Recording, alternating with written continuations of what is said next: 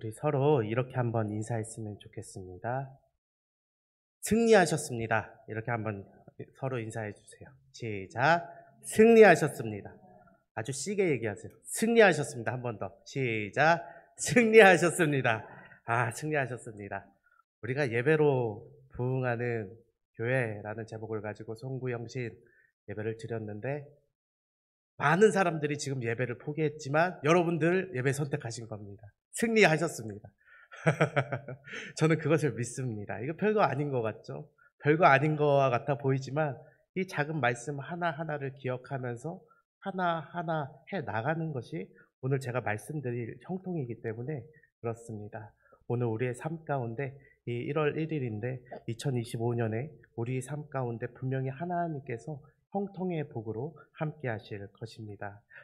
제가 오늘 설교를 작성하다가요, 제목을 어떻게 지을까 이런 고민에 빠졌습니다.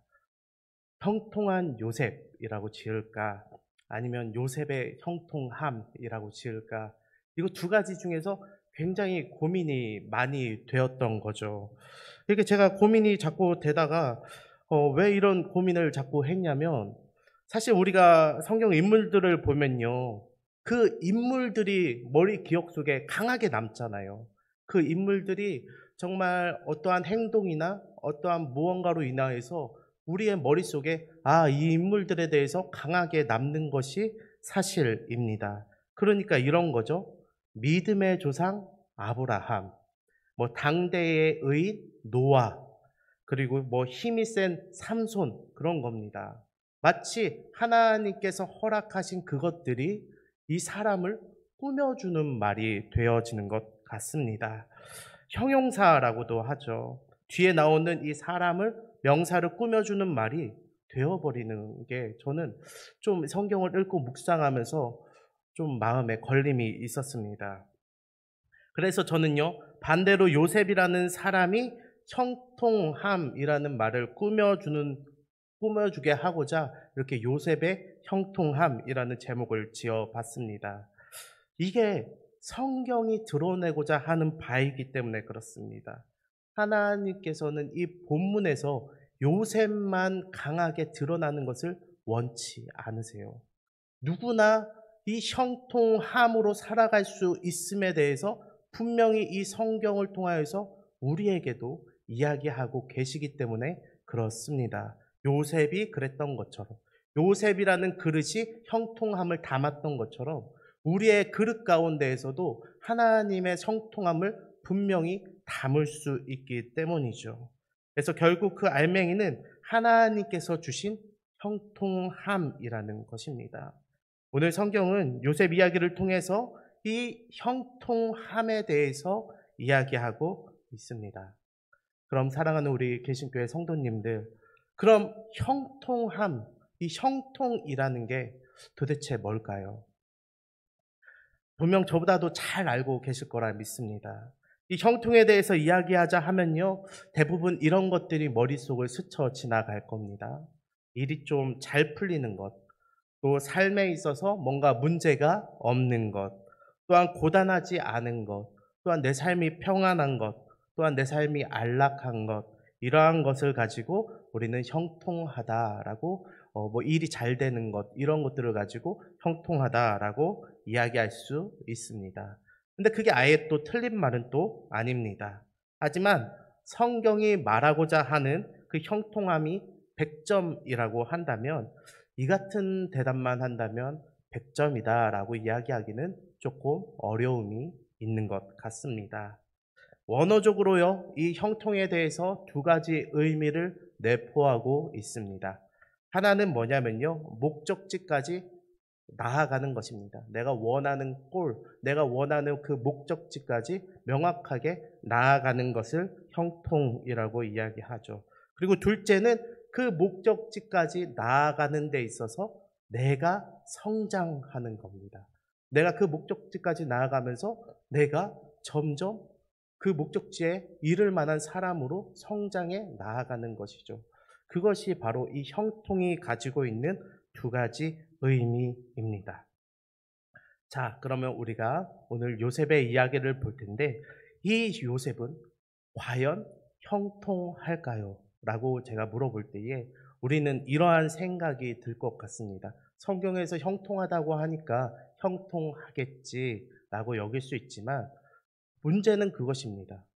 이 요셉의 원래 목적을 기억한다면 사실 요셉은 전혀 형통한 사람이 아니다라는 것이죠. 오늘 성경은 요셉이 형통하다고 하지만 사실 굉장히 인간적인 눈으로 오늘 말씀을 볼 때 요셉은 결코 형통한 사람이 아닙니다. 아까 제가 형통에 대해서 뭐라고 했습니까? 명확한 목적지까지 이르는 것.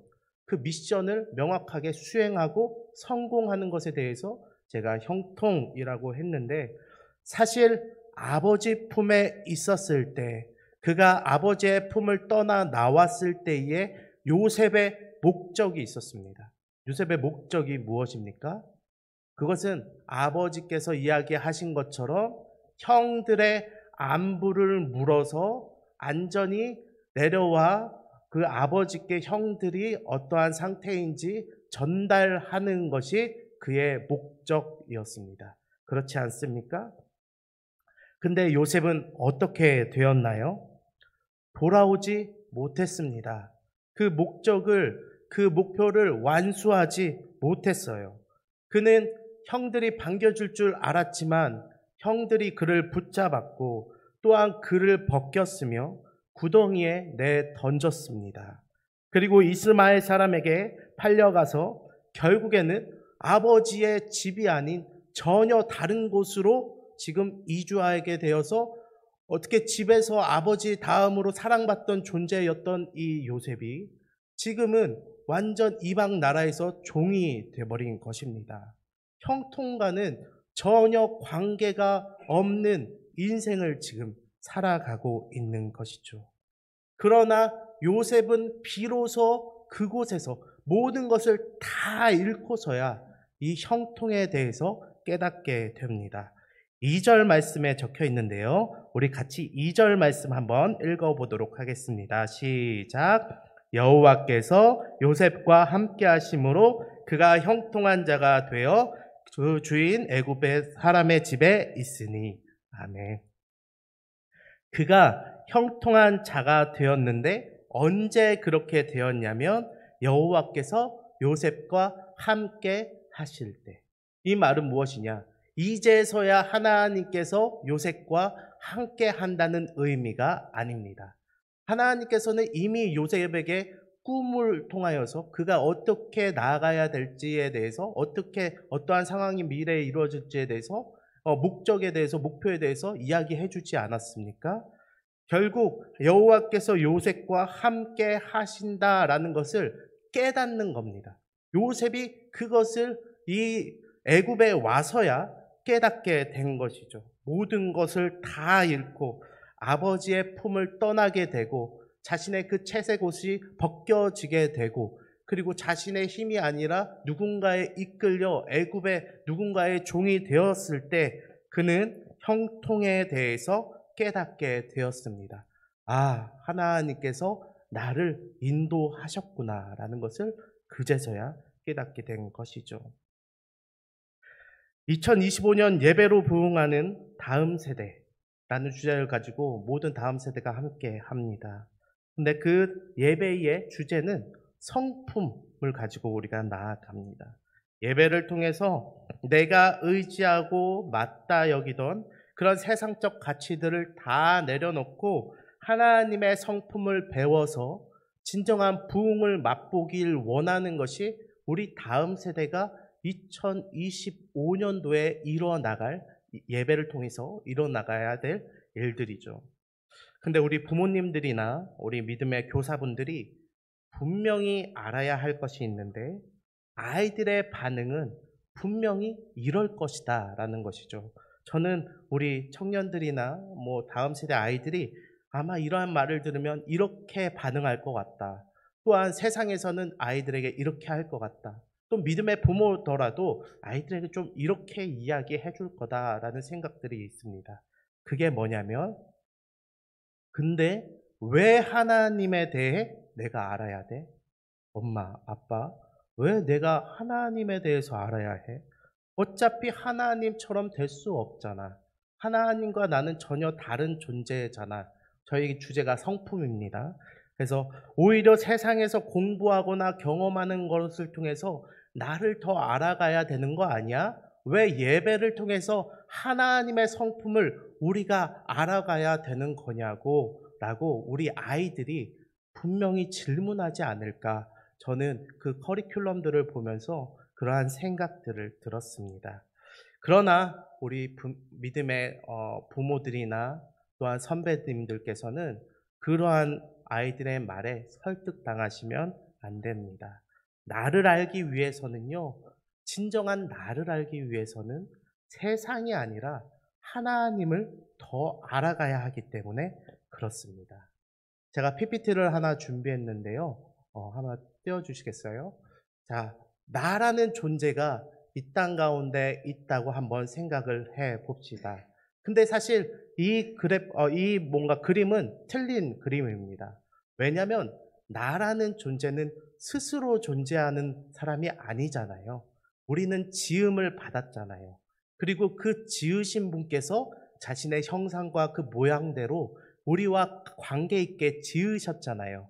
그러면 우리가 생각해 볼 때에 이 세상 가운데 존재하는 우리는 이렇게 아마 존재할 겁니다. 다음 거 한번 넘겨주시겠어요? 이렇게 존재한다는 것이죠. 하나님과 나 사이에 하나님께서 우리에게 보여주신 그 형상과 모양대로 그 교집합을 이루면서 우리가 이 땅 가운데서 살아간다라는 것입니다. 그것에 대해서 신학적인 용어로는 공유적인 속성이다라고 이야기를 하는 것이죠. 하나님의 형상을 닮아서 우리도 하나님의 그 형상대로 살아갈 수 있는 그 부분들, 하나님의 거룩함과 같은 그러한 부분들에 대해서 우리는 공유적 속성이다라고 이야기합니다. 하나 더 넘겨주실까요? 그리고 이렇게 하나님께 속해져 있는 걸, 글씨가 작아서 잘 안 보일 수 있지만 하나님과 우리 사이에 이 교집합을 이루지 않고 하나님께서만 가지고 계신 것을 비공유적 속성이다. 공유하지 않으신다. 그러한 속성들이 있습니다. 하나님의 전지전능하심과 하나님의 편재성, 또한 하나님의 그러한 모든 모습들에 대하여서는 우리는 비공유적 속성이다라고 이야기를 합니다. 그러면요, 하나님과 교집합도 이루지 않고 하나님의 속성과도 대조되는 나의 저 물음표 되어 있는데 저 부분은 뭐라고 할 수 있을까요? 하나 더 넘겨주시겠어요? 이 부분을 인간의 죄성이라고 이야기할 수 있습니다. 우리는 인간의 죄성을 가지고 이 땅 가운데서 살아가고 있는 것이죠. 하나 더 넘겨주시겠습니까? 근데 대다수의 사람들은 아까 말한 것처럼 왜 내가 하나님을 알아야 돼? 나에 대해서 알려면은 나를 더 들여봐야 되는 거 아니야? 이 세상 가운데 내가 더 경험하고 이 세상 가운데 내가 뭘 함으로써 그것을 찾아가야 되는 거 아니야? 라고 하면서 어디로 빠져들게 되냐면 인간의 죄성 가운데 더욱더 빠져들게 됩니다. 세상 사람들의 그러한 가치관이나 생각들에 빠져서 자신 역시도 그 안에서 나를 찾는 여행을 시작하는 것이죠. 하나님을 세상 가운데서 완전히 제외해버리고 자신을 찾아보려고 하는 것입니다. 인간의 죄성 가운데서 자신을 찾게 되는 것과 동일한 말이죠. 그러나 우리가 하나님의 그 성품을 알아야 되는 것은 바로 이것입니다. 나를 잘 알기 위해서는, 넘겨주세요. 우리는 이 하나님 안에 속한 하나님과 공유하고 있는 부분, 그리고 우리가 하나님과 교집합을 이루고 있는 부분에서 나를 찾아야 되는 겁니다. 왜냐하면 나의 죄성은 예수 그리스도께서 그분의 십자가 지심으로 말미암아 이 모든 것들을 사하여 주셨기 때문에, 이 부분들을 해결해 주셨기 때문에 나의 남은 부분은 하나님께 속해져 있는 저 부분이기 때문에 그렇습니다. 그래서 그리스도인들은 하나님 안에서 나를 찾는 여행을 해야 되는 겁니다. 인간을 지으신 목적을 거기서 회복해야 되는 것이고, 그것이 오늘 제가 말씀드리고자 하는 형통인 것이죠. 이 세상과 상황과 환경과 이런 것에서 나를 찾는 것이 아니라 진짜 하나님의 말씀 가운데 하나님을 경외함 가운데에서 하나님을 향한 그 예배 가운데서 나를 찾아가는 것입니다. 그리스도인들은 이 같은 사실을 분명히 명심해야 할 것이죠. 요셉도요, 그것을 깨달았습니다. 아, 내 인생에 하나님께서 함께 하시는구나. 내 인생을 하나님께서 인도하시는구나 라는 것을 그가 깨닫게 된 것이죠. 그래서 하나님의 그 뜻 가운데 자신을 투영하고 자신을 바라보게 되는 것입니다. 그러다 보니까 어떠한 일들이 일어납니까? 자신의 삶을 받아들이게 되는 거예요. 지금 내 상황은 말도 안 되는 상황 가운데 형들에게 팔리고 가족에게 배신당하고 거의 죽을 뻔하고 끌려와서 종이 되어 있는 이 상황을 말도 안 되지만 이것을 받아들이기 시작하는 겁니다. 그것이 형통의 사람이죠. 형통의 사람이 된 요셉은 그러면 무엇을 했습니까? 하나님께서 정해놓으신 그 목표로 나아가면서 계속해서 성장합니다. 아까 제가 말씀드렸다시피 원어적으로 이 형통에 대한 두 가지 의미가 있다 하지 않았습니까? 하나는 목적지까지 가는 것과 하나는 그 과정 가운데서 성장하는 것이라고 이야기했습니다.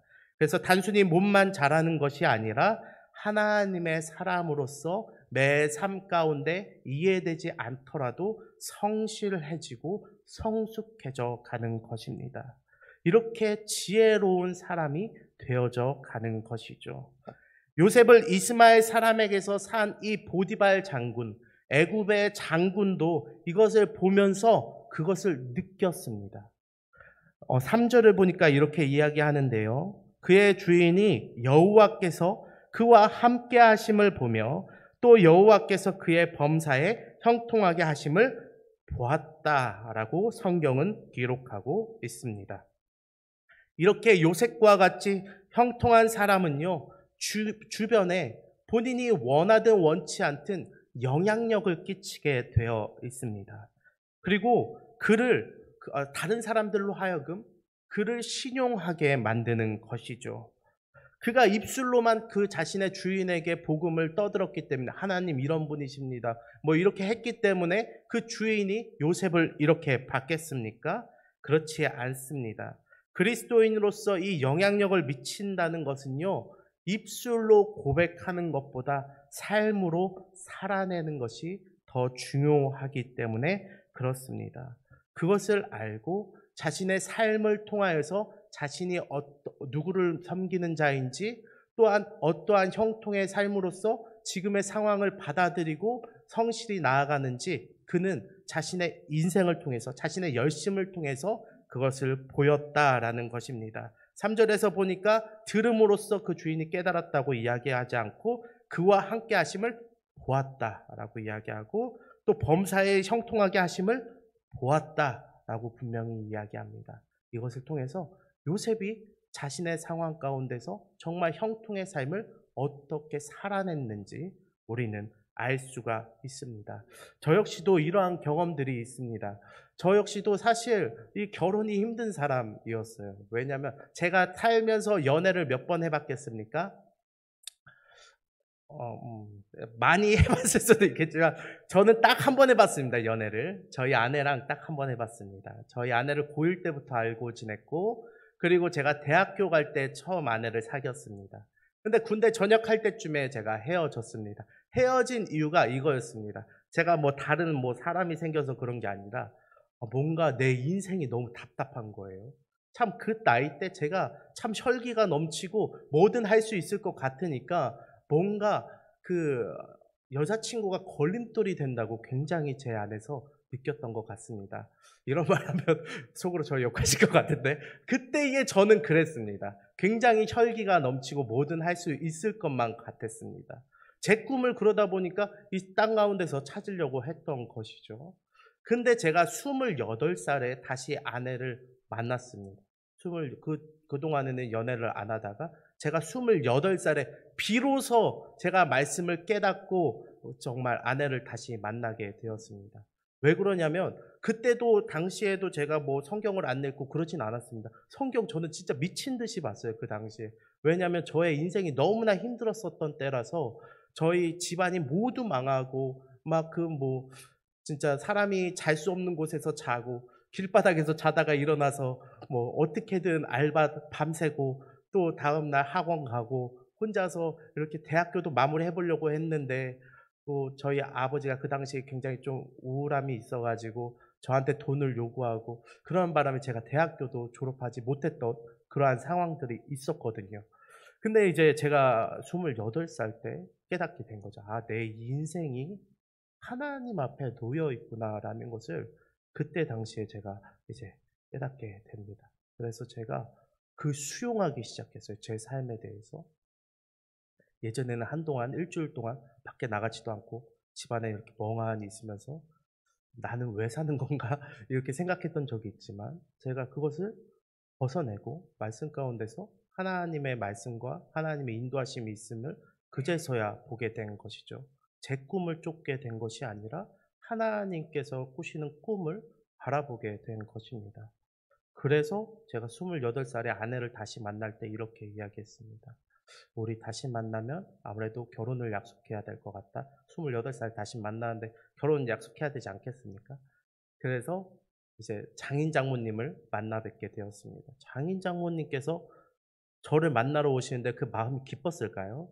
어렸을 때 저희 아내랑 그렇게 잘 지내 놓고 또 아내가 헤어지면서 많이 울었는데 그렇게 상처 입혀 놓고 또 만나서 결혼한다고 하는데 또 사역자가 된다고 그러고 목사 된다는 그런 말을 하고 있고 그러니까 이제 장모님이 굉장히 도끼 눈을 뜨고 나타나신 거예요. 오랜만에 뵀는데 이제 저를 만나시는데 도끼 눈을 뜨고 이렇게 나타나셨습니다.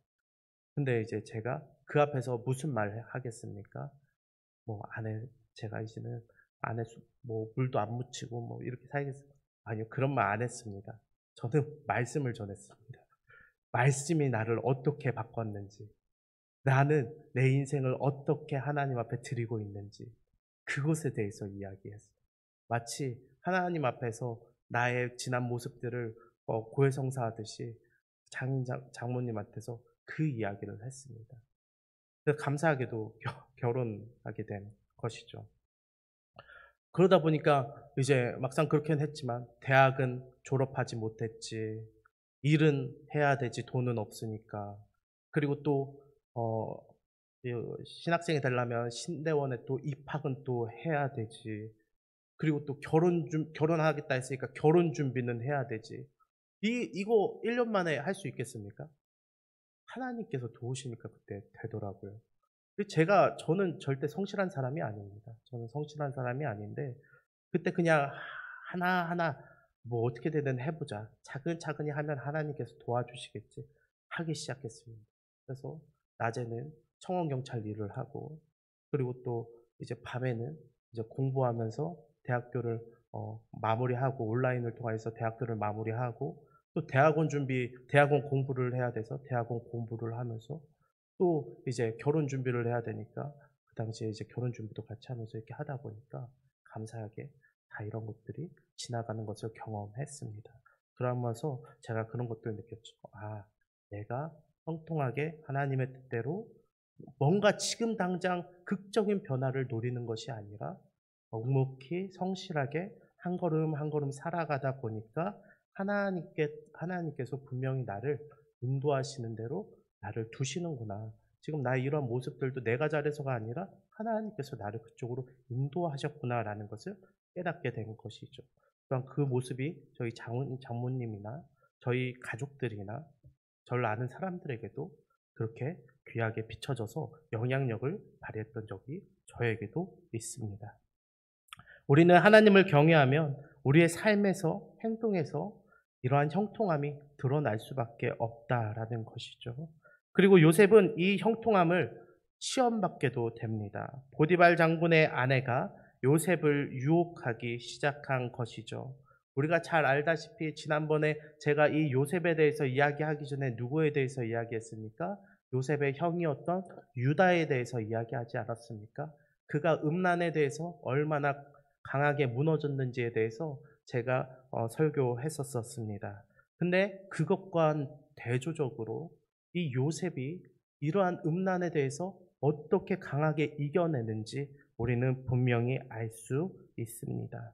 6절에 보면 요셉은 용모가 빼어나고 아름다웠다라고 기록하고 있습니다. 이는 단순히 요셉이 그냥 잘생겼다, 요셉이 굉장히 멋있었다라는 것뿐만 아니라 그에게서 나오는 형통의 그런 아우라, 형통의 영향력이 있었기 때문에 그렇게 보였을 것입니다.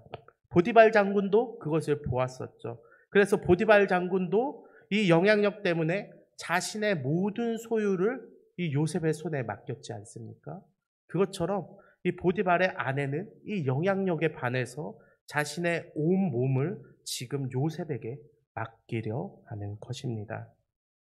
그러나 요셉은 이 영향력과 형통이 자신에게 있는 것이 아님을 분명히 알고 있었습니다. 이것은 하나님께서 주신 것이고 내가 가야 할 목적지는 지금 보디발 장군의 집 안이 아니라 더 하나님의 뜻이 있음을 분명히 알고 있었습니다. 그가 애굽의 총리가 될 거야 라는 사실을 지금 이 당시에는 알지 못했겠지만 하나님께서 나를 인도하신다라는 사실을 분명히 알고 있었습니다. 그에 대한 증거로 말씀 가운데 당신은 그 보디발의 아내이지 않습니까? 주인의 아내이지 않습니까? 라는 말이나 그러면 이 아내라는 단어의 뜻을 하나님께서 가르쳐 주신 그 아내라는 개념 안에서 해석을 해냈다라는 것이죠. 이방인들이 여기는 그러한 가벼운 느낌의 아내가 아니라 정말 하나님 안에서 뗄래야 뗄 수 없음, 내가 그 아내를 취하는 것은 내 주인을 이렇게 그 겁박하는 것과 같다는 것을 이 요셉은 분명히 알 수 있었기 때문에 그러한 말들을 하며 하나님께 죄를 짓는 것이라고 분명히 점을 찍고 있습니다. 그렇기에 요셉은 여주인의 유혹을 떨쳐낼 수 있었습니다. 목적이 확실하면 장애물은 문제가 되지 않습니다. 도리어 이러한 장애물은 나를 성장시키는 귀한 발판이 되어져 가는 것이죠. 그럼에도 여주인은 날마다 요셉을 찾아와서 유혹합니다. 그리고 사람들이 없을 때 요셉을 강제로 추행하려 합니다. 요셉의 옷은 억지로 벗겨졌지만 요셉은 여주인의 손아귀에서 탈출합니다. 그러나 이 여주인은 보디발 장군에게 오히려 거짓말을 합니다. 요셉이 나를 강제로 추행하려 했다. 자신의 옷을 벗고 나에게 달려들려고 했다. 내가 소리를 지르니까 이 옷까지만 남기고 그가 도망하였다. 라는 이러한 말들로 보디발 장군에게 이야기를 한 것이죠. 결국 보디발 장군은 아내의 말을 듣고 요셉을 더 이상 자기 집에 이 모든 것들을 맡고 있는 사람으로 재무관리를 맡는 사람으로 여긴 것이 아니라 그를 왕의 죄수들만 수감하는 아주 강력한 감옥으로 그를 가두게 됩니다. 요셉이 자신의 뜻이 아니라 하나님의 형통이기 때문에 그는 그 가는 길 가운데에서도 분명히 떳떳했을 것입니다. 우리는 이것을 두 가지를 통해서 알 수 있는데 첫 번째는 요셉의 옷입니다. 계속해서 제가 요셉에 대해서 이야기할 때는 이 옷을 주요해서 생각을 하셔야 됩니다. 요셉이 처음에 그 채색 옷을 입고 다니지 않았습니까? 그것을 자신의 손으로 입었습니까? 아버지가 입혀준 것입니까? 아버지가 입혀줬던 것이죠. 그리고 그것을 벗게 되었을 때도 자신의 손으로 그것을 벗었습니까? 아닙니다. 그의 형들이 강제적으로 그를 벗겼습니다. 그 벗은 상태에서 그에게 다시 재무의 모든 관리를 맡을 수 있는 그 옷을 입혀줬던 사람은 누구입니까? 보디발 장군입니다. 근데 이 옷가지를 모두 또 벗겨낸 사람이 누굽니까? 그의 아내였던 겁니다. 이 같은 것을 통해서 요셉이 전혀 자신의 힘과 능력과 자신의 어떠한 형통한 목적을 가지고 나아가는 것이 아니라 하나님께서 그를 사람들을 통하여서 그의 힘과 능력을 뛰어넘는 어떠한 그 인생길 가운데 그를 두고 계시는구나 라는 것을 이 요셉의 옷을 입고 벗는 것을 통해서 우리는 알 수 있는 것이죠. 또 한 가지 그 가운데서 그가 성장해가는 것을 우리는 그의 행동을 통해서 알 수 있습니다. 그의 행동에서 여전히 자신이 입고 있던 그 옷을 벗게 되었지만 세상 사람들은 그 입은 것으로 사람들을 판단하지만 요셉은 그것을 벗게 되었을 때도 그 영향력이 분명히 드러났습니다. 그래서 그 간수장이 옥중의 죄수들 가운데에서 이 요셉의 그러한 모습을 보고 요셉에게 다시 옥중에 있는 그 모든 재반의 것들을 다시 요셉에게 맡기는 그러한 모습을 우리는 볼 수 있게 되는 것이죠. 그래서 39장 마지막 말씀은 하나님께서 그를 형통하게 하신다는 말씀으로 이것을 마무리하고 있습니다. 사랑하는 우리 개신교회 성도 여러분, 우리가 늘 이것을 기억하며 나아가셨으면 좋겠습니다. 예배가 어떻게 우리의 삶 가운데 부흥을 이끌겠습니까? 그 가운데는 형통이 분명히 있어야 합니다. 그 예배의 분명한 목적과 우리가 드리는 이유와 우리가 이러한 것들을 통하여서 우리가 어디로 나아가야 될지를 분명히 알아야 우리의 삶 가운데 부흥, 우리의 삶 가운데 회복이 임하는 것입니다. 제가 성함이 누군지 기억은 안 나는데 제가 영어 그 설교를 좀 듣고 있다가 그분께서 그러한 말을 하더라고요. 내가 하나님 앞에서 지혜를 구했더니 하나님께서 나에게 문제를 주셨다라는 것입니다. 이 말이 그분에게는 크나큰 은혜가 되었다라는 것이죠.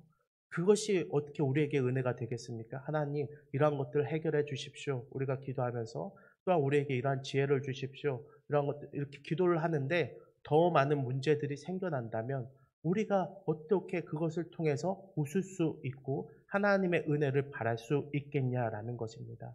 그것을 바랄 수 있는 분명한 이유는 목적이 명확하면 그것이 가능하다라는 것입니다. 오히려 그 유혹이 이 요셉을 유혹하려 했던 그 아내의 유혹이 이 믿음의 성장을 이룰 수 있는 그 디딤돌이 된 것처럼 우리의 삶 가운데 시험이나 어려움이나 이 모든 것들, 문제들이 오히려 하나님 앞에 더욱더 믿음으로 고백하는 데 있어서 그것이 디딤돌이 되고 그것이 도움닫게 할 수 있는 귀한 것들이 되는 그 이유는 우리의 목적 분명히 세워져야 한다는 것이죠. 우리가 왜 예배를 해야 되는지, 우리가 누구에게 속해져 있는지, 그가 우리를 위해서 무엇을 하셨는지, 그가 죽기까지 우리를 왜 이것을 하셨는지에 대해서 우리가 분명해질수록 우리의 예배는 선명해지며 우리의 삶은 더욱더 부흥과 회복으로 이끌 것입니다. 우리가 이것을 기억하며 2025년도에 더욱더 형통을 바라며 하나님 앞에 예배하는 우리 모든 성도님들 되시길 진심으로 바랍니다. 제가 기도하겠습니다.